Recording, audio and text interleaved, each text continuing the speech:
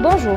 Toujours dans le cadre de la concrétisation des cours et travaux dirigés de l'électronique, nous présentons aujourd'hui le projet de ce module, qui a pour but la création d'un signal carré à l'aide d'un NE555.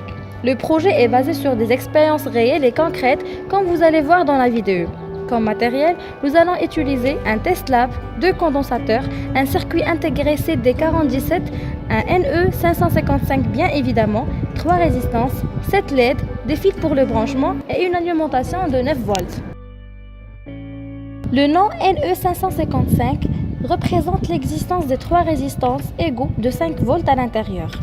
Le but derrière la division de la tension d'alimentation en 3 parties est de fournir aux 2 comparateurs de voltage de référence qui seront égaux à 1/3 ou 2/3 du voltage de l'alimentation.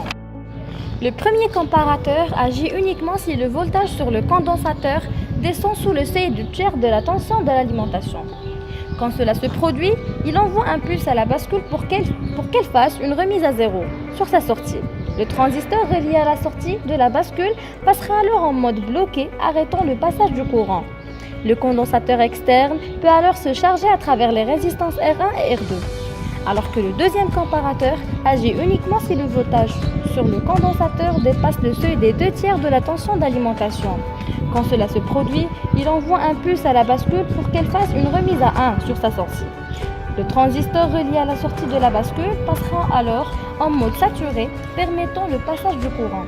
Le condensateur externe est alors court-circuité et se décharge à travers la résistance externe R2.